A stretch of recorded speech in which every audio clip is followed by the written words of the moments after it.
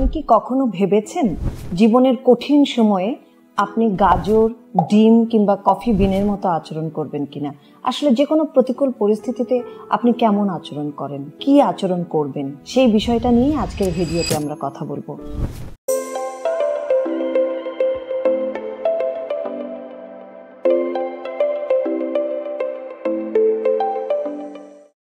আজকের ভিডিওতে আমি বলবো যে প্রতিকূল পরিস্থিতিতে আপনি কেমন আচরণ করবেন এবং সেখান থেকে কিভাবে ঘুরে দাঁড়াবেন সেই বিষয়টি নিয়ে। এই যে প্রতিকূল পরিস্থিতিতে ঘুরে দাঁড়ানোর সক্ষমতা, এটাকে ইংরেজিতে রেজিলিয়েন্স বলে, বাংলায় আমরা বলতে পারি স্থিতিস্থাপকতা। এই স্থিতিস্থাপকতা নিয়ে এই যে গাজর, ডিম এবং কফি বিনের গল্পটি বললাম, এটা নিশ্চয়ই আপনাদের মনে একটা কৌতূহল তৈরি করেছে যে বিপদে পড়লে আমি আবার গাজর, ডিম কিংবা কফি বিনের মতো কিভাবে আচরণ করব। স্থিতিস্থাপকতা অর্জনের জন্য বা রেজিলিয়েন্স হবার জন্য এটা একটা দারুণ অনুপ্রেরণামূলক গল্প। গল্পটি হলো এরকম যে একটি মেয়ে তার মার কাছে গেল, মাকে গিয়ে সে তার সমস্যার কথা বলতে শুরু করলো, তার ডিপ্রেশনের কথা বলতে শুরু করলো এবং এক পর্যায়ে সে মাকে বলল, মা, একটা সমস্যার সমাধান করবার পরপরই আর একটা সমস্যার মধ্যে আমি পড়ে যাচ্ছি, আমি কিছুতেই ঘুরে দাঁড়াতে পারছি না, আমার আর কিছু ভালো লাগে না, মরে যেতে ইচ্ছা করে, আমি বাঁচতে চাই না। আমাদের চারপাশে তাকালেই কিন্তু দেখবেন এরকম অনেককেই দেখা যায় যে বাঁচার আগ্রহ হারিয়ে ফেলছেন, জীবনকে অর্থহীন মনে হচ্ছে। মা তখন মেয়েটিকে কিচেনে নিয়ে গেলেন। তিনি যে কাজটি করলেন, তিনি 3টি পাত্রে, একটি পাত্রে ডিম, একটি পাত্রে গাজর এবং একটি পাত্রে কফি বিন দিয়ে প্রচুর পরিমাণ পানি দিয়ে পানিগুলোকে 20 মিনিট ফোটালেন। 20 মিনিট পরে তিনি তার মেয়েকে বললেন যে এবার তুমি দেখো কি ঘটলো। মেয়েটি দেখলেন যে গাজরটি একদম নরম হয়ে গেছে, অর্থাৎ সেদ্ধ হয়ে গেছে, ডিমটি শক্ত হয়ে গেছে এবং কফি বিনটি পানিতে মিশে গিয়ে সুঘ্রাণ বেরোচ্ছে, অর্থাৎ দারুণ এক মগ কফি তৈরি হয়েছে। মেয়েটি বললেন মাকে যে মা, এর মানে কি? মা তখন বললেন যে আমাদের প্রতিকূল পরিস্থিতিতে এরকমই ঘটে। এই যে দেখো, গাজর এত শক্ত, কিন্তু এই গাজরটিকে কিন্তু ছুঁড়ে মারলেও সহজে ভেঙে যায় না, অথচ একই পরিস্থিতিতে অর্থাৎ 20 মিনিট ফোটানোর পর গাজর তার সমস্ত শক্তি হারিয়ে ফেলেছে, এটা নরম হয়ে গেছে। আবার ডিমটা খুব ভঙ্গুর একটা জিনিস, অল্পতেই ভেঙে যায়, অথচ দেখো 20 মিনিট ফোটবার পরে ডিমটা শক্ত হয়ে গেছে। আর কফি বিনটা পানিটাকেই পরিবর্তন করে ফেলেছে। মানুষের ক্ষেত্রেও কিন্তু তাই। একই পরিস্থিতিতে প্রত্যেকটা মানুষ ভিন্ন ভিন্ন আচরণ করে।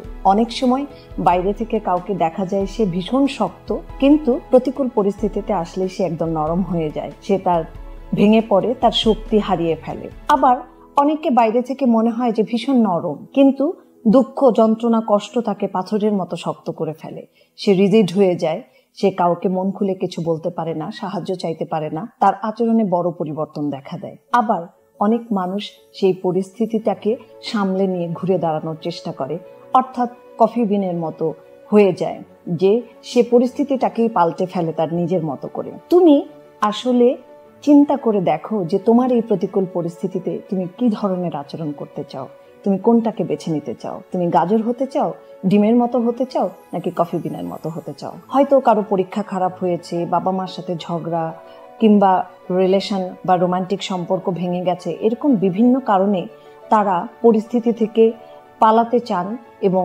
তারা মনে করেন যে তাদের বেঁচে থাকার আর কোনো মানে নেই, তারা কোনোভাবেই আর বেঁচে থাকতে চান না। এই বিষয়টাকে যদি একটু খেয়াল করা যায় তাহলেই বোঝা যাবে যে কেন তারা পালাতে চাচ্ছেন।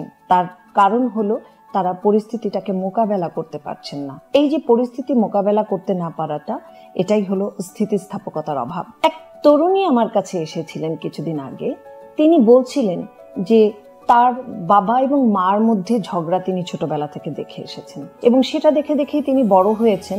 এতদিনে এসে তার মনে হচ্ছে যে তিনি আর বেঁচে থাকতে চান না, কারণ তিনি দিনের পর দিন বাবা মার এই ঝগড়াঝাটি আর সহ্য করতে পারছেন না। তার মনে হচ্ছে তিনি মরে যেতে চান। আমি তাকে প্রশ্ন করেছিলাম যে আপনি যদি মরে যান তাহলে কি সমস্যাটার সমাধান হবে? তিনি আমাকে বলেছিলেন, সমস্যার সমাধান হয়তো হবে না, কিন্তু আমাকে তো আর এই বিষয়গুলো সহ্য করতে হবে না। আবারও আমি বলছি যে এই যে পরিস্থিতি থেকে পালাতে চাওয়া, পরিস্থিতি মোকাবেলা করতে না চাওয়া, এই বিষয়টাই হলো স্থিতিস্থাপকতার অভাবে ঘটে থাকে। আমরা যদি আমাদের জীবনে স্থিতিস্থাপকতা অর্জন করতে পারি, আমরা যদি রেজিলিয়েন্ট হয়ে উঠতে পারি, তাহলে কিন্তু যে কোনো পরিস্থিতিকে স্বাভাবিকভাবে মোকাবেলা করাটা অনেক সহজতর হবে। এই যে স্থিতিস্থাপকতা বা রেজিলিয়েন্সের বিষয়টা বলছি, বা আপনি একজন রেজিলিয়েন্ট পারসন কিনা আপনি কিভাবে বুঝবেন? আসুন জেনে নেই রেজিলিয়েন্ট যারা, তাদের মধ্যে 3টি বৈশিষ্ট্য দেখা যায়। এই বিশেষ 3টি বৈশিষ্ট্য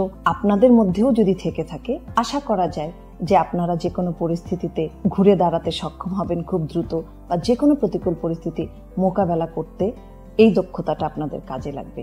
সো রেজিলিয়েন্ট পারসনের বৈশিষ্ট্যটা নিয়ে আমি এখন কথা বলবো। রেজিলিয়েন্ট পারসনদের প্রথম বৈশিষ্ট্য হলো এরা বাস্তবতাকে দৃঢ়ভাবে গ্রহণ করতে পারেন। অর্থাৎ পরিস্থিতি যাই হোক না কেন, বাস্তবতা যত খারাপই হোক না কেন, সেটাকে মেনে নিতে পারাটা, সহজভাবে গ্রহণ করতে পারাটা কিন্তু খুব বড় একটি দক্ষতা। যে আপনি যদি আপনার বাস্তবতাটাকে গ্রহণ করতে পারেন, তাহলে অনেক ক্ষেত্রেই আপনি সমস্যাটা সহজভাবে সমাধান করতে পারবেন। এখানে একটা ছোট্ট উদাহরণ দিই। ধরে নেই আপনি একজন ভর্তি পরীক্ষার্থী, আপনার ইচ্ছা ছিল আপনি ডাক্তারিতে পড়বেন, কিন্তু আপনি চান্স পেলেন ইকোনমিক্সে। আপনি আসলে কি করবেন?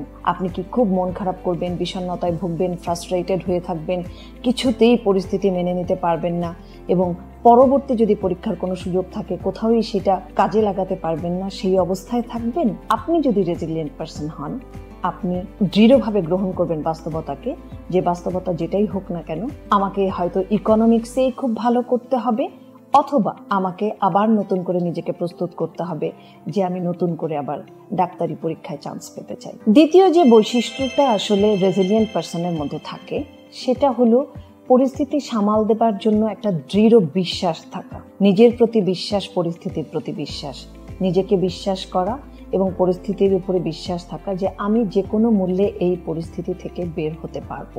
এই দৃঢ় বিশ্বাসটা যদি আপনাদের প্রত্যেকের মধ্যে থাকে, তাহলে আপনারা একজন রেজিলিয়েন্ট পারসন। আপনারা যে কোনো পরিস্থিতিতে ঘুরে দাঁড়ানোর জন্য একেবারেই উপযুক্ত। শেষ যে বৈশিষ্ট্যটা খুব জরুরি প্রয়োজন রেজিলিয়েন্ট পারসনদের জন্য, সেটা হলো পরিস্থিতি বুঝে ইম্প্রোভাইজ করা।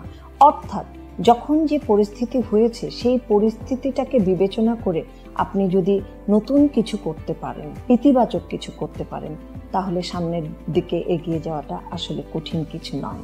যেহেতু স্থিতিস্থাপকতা একটা সামাজিক দক্ষতা, অনেক সময় অনেকে কিন্তু খুব জেনেটিক ভাবে স্থিতিস্থাপক হতে পারে। এটা অনেক সময় হয় যে জেনেটিক্যালি অনেকেই ইমোশনালি খুব রেজিলিয়েন্স থাকে, কিন্তু যদি কারো এটা জেনেটিক্যালি না থাকে, তাহলে কি করবেন? এই দক্ষতাটা কিন্তু প্র্যাকটিসের মাধ্যমে অর্জন করা সম্ভব। স্থিতিস্থাপক হবার জন্য প্রথম যে দক্ষতাটা বা যেই কাজটা করতে হবে, যেই বিষয়টার দিকে লক্ষ্য রাখতে হবে, সেটা হচ্ছে ডাউন টু আর্থ থাকা। অ্যাটিটিউডটা থাকতে হবে আমি অনেক জানি, অনেক পারি, ওভার কনফিডেন্স এরকম না। খুব মাটির দিকে থাকা, যে অর্থাৎ আমি বিনয়ের সাথে বা আমি খুব জেন্টলি, আমি খুব সুন্দর করে পরিস্থিতিটা সামাল দিব, নিজের প্রতি এই অ্যাটিটিউড থাকাটা খুব জরুরি। দ্বিতীয় যে বিষয়টির দিকে লক্ষ্য রাখতে হবে, সেটা হচ্ছে কঠিন পরিস্থিতিতে শান্ত থাকার চেষ্টা করা। যে কোনো কঠিন পরিস্থিতি আসলে আমরা কিন্তু খুব অস্থির হয়ে যাই, স্টাক হয়ে যাই, আমাদের মধ্যে ভীষণ রকমের অস্থিরতা ভর করে। এরপরে কি হবে, তারপরে কি পারবো, আমি কি আসলে পারবো, এটা কি হবে, এরকম করে কি কখনো সম্ভব, নানা ধরনের আমাদের টেনশন, অ্যাংজাইটি গ্রো করে। নিজেকে কঠিন পরিস্থিতিতে শান্ত রাখতে পারাটাও, নিজের ইমোশনকে কন্ট্রোল করতে পারাটাও, এটা একটা রেজিলিয়েন্স। বা এই অবস্থাটা যদি থাকে, তাহলে রেজিলিয়েন্ট হয়ে ওঠা সম্ভব। আরেকটি বিষয় আছে রেজিলিয়েন্ট হবার জন্য, সেই বিষয়টি হলো গ্রাউন্ডেড থাকা। অর্থাৎ এখানে একটা উদাহরণ আমরা বলতে পারি যে খুব ঝড় উঠেছে, ঝড় থেকে বাঁচার জন্য আমরা যদি গাছের মগ ডালে উঠে পড়ি, তাহলে কিন্তু ভেঙে পড়ার সম্ভাবনা অনেক বেশি। কিন্তু আমরা যদি নিচে থেকে গাছের ট্রাঙ্কটাকে শক্ত করে জড়িয়ে থাকি, তাহলে কিন্তু বিপদ অনেকটাই কমবে। সো মাটিতে থাকা, অর্থাৎ আমি আমার প্রতিকূল পরিস্থিতিতে আমি খুব ফোকাসড আছি, মাটিতে আছি, সমস্যাটার সঙ্গে আছি, এভাবে থাকলেও কিন্তু রেজিলিয়েন্স তৈরি করা সম্ভব। আরেকটা গুরুত্বপূর্ণ বিষয়, সেই বিষয়টা হলো যে আমাদের মস্তিষ্ক কিন্তু কিভাবে শেখে। এখানে একটা উদাহরণ দেয়া যেতে পারে।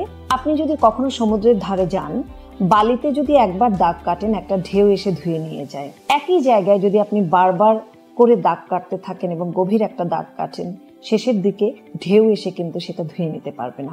অর্থাৎ ব্রেনকে আপনি যদি বারবার একই মেসেজ দিতে থাকেন, ব্রেনকে প্রশিক্ষণ করাতে পারেন, ব্রেনকে ট্রেন করতে পারেন, তাহলেও কিন্তু রেজিলিয়েন্স তৈরি হওয়া সম্ভব। যে আপনি প্রতিকূল পরিস্থিতিতে উত্তরণের জন্য পজিটিভ সেলফ টক, নিজেকে বোঝানো, ব্রেনকে বোঝানো, আমি এটা পারবো, আমি এখান থেকে বের হতে পারবো, এই পরিস্থিতিটা যত জটিলই হোক না কেন এখান থেকে উত্তরণ করা সম্ভব, এভাবে যদি আপনি ব্রেনকে প্রশিক্ষিত করে তোলেন, তাহলে কিন্তু আসলে আপনি প্রতিকূলতা সহজে মোকাবেলা করতে পারবেন। শেষ দুটো বিষয় নিয়ে আমি বলতে চাই। প্রথমটা হলো নিজের যত্ন নিতে হবে। যারা ডিপ্রেশনে ভোগেন, যারা এংজাইটিতে ভোগেন, যারা খারাপ সময়ের মধ্য দিয়ে যান, নিজের প্রতি কখনোই কোনো খেয়াল রাখেন না। নিজের প্রতি খেয়াল রাখাটা, ঠিকমতো খাওয়া, ঠিকমতো ঘুমানো, ঠিকমতো গোসল করা, ঠিকমতো পার্সোনাল হাইজিন মেনটেন করা, এগুলো অত্যন্ত গুরুত্বপূর্ণ। আপনি যদি এই বিষয়গুলোর দিকে কেয়ারফুল থাকেন, তাহলে আপনি ধীরে ধীরে একজন রেজিলিয়েন্ট পারসন হয়ে উঠবেন। অ্যান্ড শেষ যেটা হলো, বন্ধু বান্ধব, আত্মীয় স্বজন সবার সাথে একটা সুসম্পর্ক রাখা। আপনি যত বেশি মানুষের সাথে সম্পর্ক রাখবেন, তত বেশি নিজেকে আর একা মনে হবে না, এবং আপনি অন্যের সাহায্য পাবেন, অন্যর সাথে শেয়ার করলে আপনি তাদের কেয়ারিংটা পাবেন। এভাবে করেই আপনি রেজিলিয়েন্ট হয়ে গড়ে উঠতে পারেন। আজকের এই ভিডিও থেকে আপনি আসলে কতটুকু বুঝতে পারলেন আমি জানি না, তবে আপনাকে সেই গল্পের শুরুটা ছুঁড়ে দেই যে আপনি আসলে প্রতিকূল পরিস্থিতিতে কি ধরনের আচরণ করবেন, আপনার চ্যালেঞ্জগুলো আপনি কিভাবে মোকাবেলা করবেন। আপনি কি গাজরের মতো নরম হয়ে যাবেন, কিংবা ডিমের মতো রিজিড হয়ে যাবেন, অথবা কফি বিনের মতো আপনার পরিস্থিতিটাকেই বদলে ফেলার চেষ্টা করবেন। আপনাকেই কিন্তু ঠিক করে নিতে হবে কিভাবে আপনি প্রতিকূল পরিস্থিতিতে মোকাবেলা করার জন্য তৈরি হবেন। আপনি যদি ধীরে ধীরে রেজিলিয়েন্ট হয়ে ওঠেন, তাহলে দেখবেন খুব সহজেই, কারণ একটা বিষয় আপনারা মনে রাখবেন যে আমাদেরকে জীবনে চলার পথে যে কোনো সময়, যে কোনো মুহূর্তে, যে কোনো ধরনের প্রতিকূল পরিস্থিতির সম্মুখীন হতে হয়। সেখান থেকে বের হয়ে আসাটা আমাদের প্রত্যেকেরই দায়িত্ব। ধন্যবাদ।